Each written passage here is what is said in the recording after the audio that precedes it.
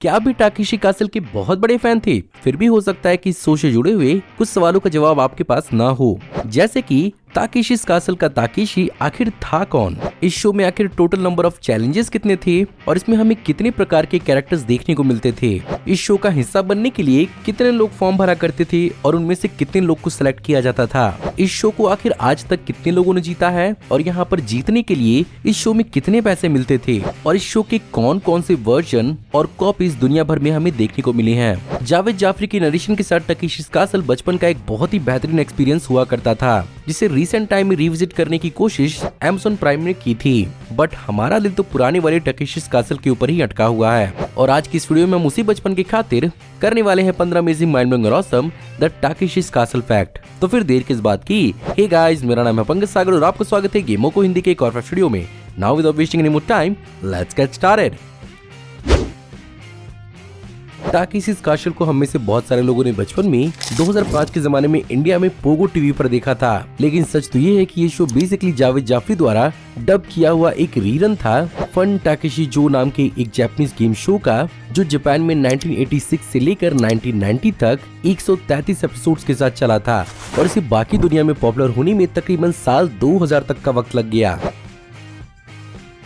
अब ये सब तो ठीक है, लेकिन टाकेशी कासल के अंदर आखिर टाकेशी था कौन? वेल, इस गेम के मेन विलन, या यूं कहा जाए जिसके कासल को कंटेस्टेंट्स रीड करते थे, वो थे जापानीज कॉमेडियन, एक्टर और फिल्म मेकर ताकेशी कितानो। और एक्चुअली शो से उनकी पॉपुलैरिटी इतनी ज्यादा बढ़ गई कि उन्हें आगे जाकर बीट ताकेशी के नाम से भी बुलाया जाने लगा। वहीं पर कंटेस्टेंट्स की हेल्प किया करते थे जनरल तानी, जिनका ओरिजिनल नाम हयातो तानी है, जो बेसिकली एक जापानीज एक्टर हैं, जिन्होंने जापान की 3 मूवीज और 5 टेलीविजन शोज में काम किया है, जिसमें से 2 टाकेशी कासल के वर्जन थे। हैरानी की बात तो ये है कि जापान वर्जन में इन्हें जनरल तानी बुलाया जाता था, वहीं पर बाहर के कई सारे रीजन्स में इन्हें जनरल ली बुलाया जाता था।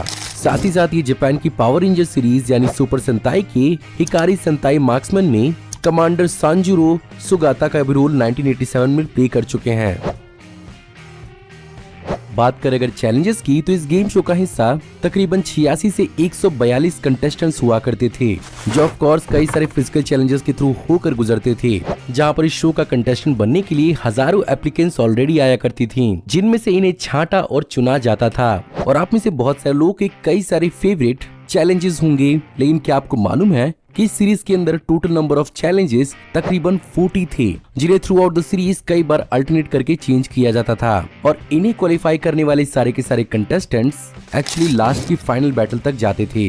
वैसे मुझे कमेंट में जरूर बताइएगा कि आपका फेवरेट टाकेशी कासल चैलेंज क्या होता था। मेरा तो स्किपिंग स्टोन्स और हनी कोम मेज हुआ करता था।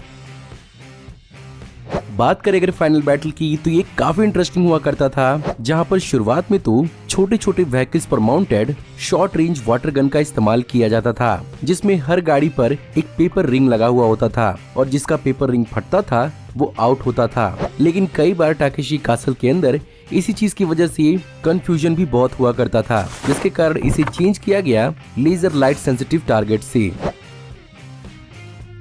वहीं पर इस गेम शो के अंदर मजेदार चैलेंजेस के साथ साथ कई सारे मजेदार कैरेक्टर्स भी हमें देखने को मिलते थे और अप्रोक्सीमेटली इस गेम के अंदर तकरीबन 30 कैरेक्टर्स थे, जो अलग अलग चैलेंजेस के अंदर हमें देखने को मिलते थे, इंक्लूडिंग अल्ट्रामैन। साथ ही साथ इस गेम को नरेट और कमेंट्री करने का काम शिजुओ मियाउची का था, जिन्होंने 2005 में कमेंटेटर के रूप में रिटायरमेंट ली थी। अब वैसे टाकेशी कासल को दुनिया भर में इसकी शुरुआत के साथ ही प्रीमियर करना शुरू कर दिया गया था, बट इस शो के अंदर फन कमेंट्री की शुरुआत यूके से हुई, जहां पर 1987 के जमाने से ही यूके के टेलीविजन शोज के अंदर इसके कई सारे छोटे छोटे सेगमेंट्स को दिखाया जाता था। और फाइनली 9 नवंबर 2002 से इसे टेलीवाइज्ड फॉर्मेट में यूके के अंदर दिखाया जाने लगा, जहां पर यूके में क्रेग चार्ल्स ने इसमें फनी इंग्लिश नरेशन की शुरुआत की, जिसे इंडिया के अंदर हिलेरियस तरीके से जावेद जाफरी ने अडॉप्ट किया। और उनके अलावा यहाँ पर राजू श्रीवास्तव, सुनील पाल, नवीन प्रभाकर, एहसान कुरैशी और अब भुवन भाम ने भी इस शो को होस्ट किया है। बात करें अगर टाकेशी कासल की फिल्मिंग की, तो इस गेम शो की फिल्मिंग मिडोरियामा स्टूडियोज में हुआ करती थी, जो जापान के कानागावा की योकोहामा में मौजूद है। और यहीं पर टाकेशी कासल के सारे गेम सेट्स को बनाया गया था, जहां पर अप्रोक्सीमेटली ये पूरा का पूरा सेट तकरीबन 20,000 स्क्वायर फुट में फैला हुआ है और इसी का इस्तेमाल मॉडर्न टाकेशी कासल के इटरेशन में भी किया गया है। इसके साथ साथ टाकेशी कासल के थाईलैंड, सऊदी अरेबिया और इंडोनेशिया के भी वर्जन को ओरिजिनल फॉर्म में बनाया गया था। अब जैसा कि ओरिजिनल टाकेशी कासल के तकरीबन 133 एपिसोड्स को रिलीज किया गया था, आप में से कुछ लोग जरूर होंगे जिन्होंने सारे के सारे एपिसोड्स को जरूर देखा होगा, बट आप में से बहुत कम लोग को ये बात मालूम होगी कि इसका एक अनएयर्ड ओरिजिनल पायरेट वर्जन भी है और इसके सिर्फ और सिर्फ कुछ फोटोज ही मौजूद हैं। और यहाँ पर इस एपिसोड की एक्चुअली खास बात सबसे ये थी कि यहाँ पर ताकेशी और जनरल तानी के रोल्स को एक्चुअली इंटरचेंज किया गया था, बट चीजें उस हिसाब से नहीं जा रही थी, जिसके कारण यहाँ पर इन दोनों के रोल्स को चेंज कर दिया गया।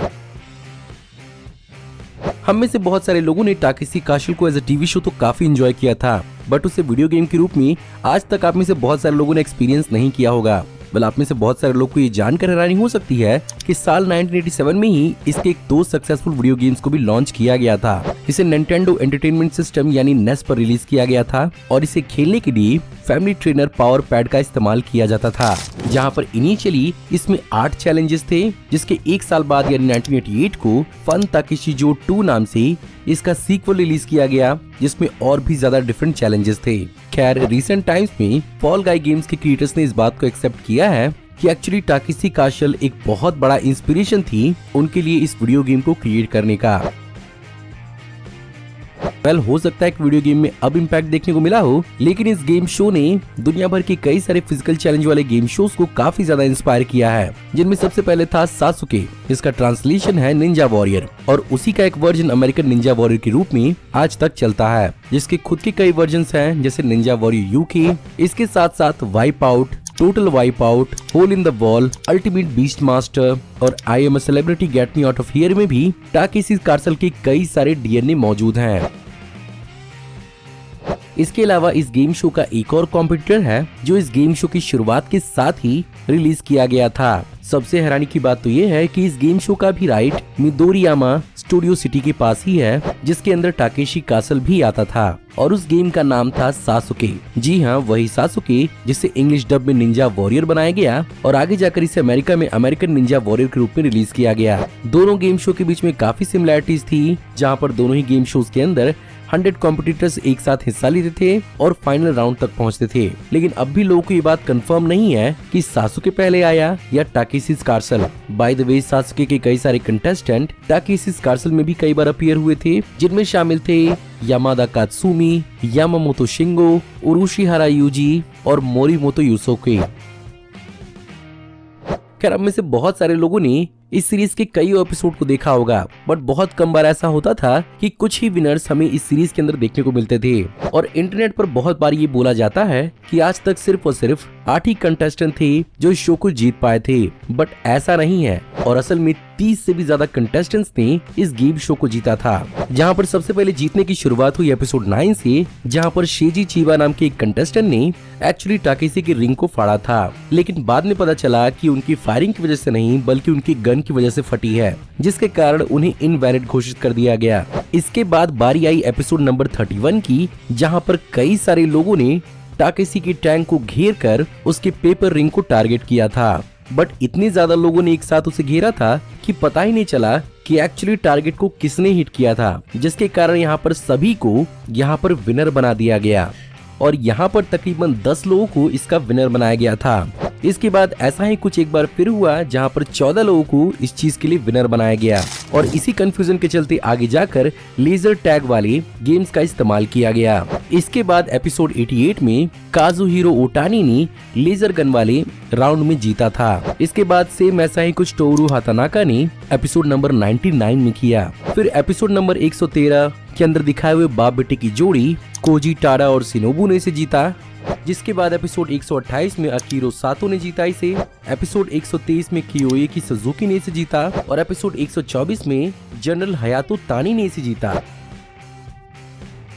यार, ये सब तो ठीक है, लेकिन इस घुटने छिलवाने, पसली तुड़वाने और कूल्हे सरकाने के पैसे कितने मिलते थे? वेल, आपको शायद जानकर हैरानी हो सकती है कि इस गेम को सिर्फ और सिर्फ जीतने ही नहीं बल्कि पार्टिसिपेट तक करने के पैसे मिलते थे, जहां पर इस गेम को जीतने के बाद 1 मिलियन येन, जो रफली उस जमाने में $8,000 के आसपास था, इतने दिए जाते थे। जहां पर जैसा कि कई बार एक साथ कई सारे कंटेस्टेंट जीते थे, यहाँ पर इन कंटेस्टेंट्स में पैसों को बांट दिया जाता था। और जिस टाइम जनरल हयातो तानी ने इस गेम शो को जीता था, उस समय उन्होंने अपने प्राइज मनी को बचे हुए सर्वाइविंग कंटेस्टेंट्स में बांट दिया। और जैसा कि मैंने बताया कि इस गेम शो में जीतने के लिए पैसे नहीं मिलते थे, बल्कि इस गेम शो के अंदर एक फाइटिंग स्पिरिट प्राइज भी था, जहां पर one of the most entertaining और स्ट्रगलिंग कंटेस्टेंट्स को भी प्राइज मनी दिए जाते थे, चाहे वो पहले ही पड़ाव में क्यों न डिस्क्वालीफाई हो जाए। फाइनली अगर बात की जाए इस साल रिलीज हुई टाकेशी कासल की, तो ये शो काफी अच्छा था, जहां पर भुवन बाम ने टीटू मामा के रूप में काफी अच्छी खासी बेहतरीन कोशिश की। बट ऑनेस्टली स्पीकिंग, मैं थोड़ा ओरिजिनल की तरफ ज्यादा बायस्ड हूँ, जिसके कारण उसका मैजिक मुझे इट्स इटरेशन के अंदर उतना नहीं देखने को मिला। By the way, original show के अंदर जावेद जाफी शुरुआत में इस शो को करने में काफी ज्यादा हेजिटेंट थे, लेकिन जैसे ही उन्होंने एक आध एपिसोड्स को रिकॉर्ड किया, उन्हें इस शो में काफी ज्यादा मजा आने लगा था और उस चीज को वो इतने अच्छे से कर पाए, जिसके कारण हम इस शो को इतने अच्छे से एंजॉय कर पाए। खैर, इस रीबूट को ना ज्वाइन करने का सबसे बड़ा रीजन ये था कि Amazon प्राइम की प्रोडक्शन ने उन्हें अप्रोच ही नहीं किया था, जिसके कारण यहाँ पर करंट जनरेशन से रिलेट करने के लिए भुवन बाम को अप्रोच किया गया। सो गाइज, ये थी आज की वीडियो। एक्चुअली मैं इस वीडियो को बहुत ही पहले प्लान कर रहा था बनाने का, बट बीच में मेरी तबीयत खराब हो गई थी, जिसके कारण मैं ये वीडियो लेकर नहीं आ पाया। खैर, अगर आपको आज की वीडियो पसंद आई तो प्लीज वीडियो को लाइक जरूर करिएगा। कमेंट्स में आप बताइए कि आप और क्या क्या जानते हैं टाकेशी कासल के बारे में, और अगर आप इस चैनल पर नए हैं तो प्लीज चैनल को सब्सक्राइब कर लीजिए, क्योंकि मैं ऐसी ऑसम वीडियोस चैनल पर लाते रहते हैं। मैं जल्द ही आपको एक नई वीडियो में देखने को मिलूंगा, तब तक आप हमारी इन वीडियोस को एंजॉय कर सकते हैं। Thank you for watching, see you in the next video. Till then take care, good bye.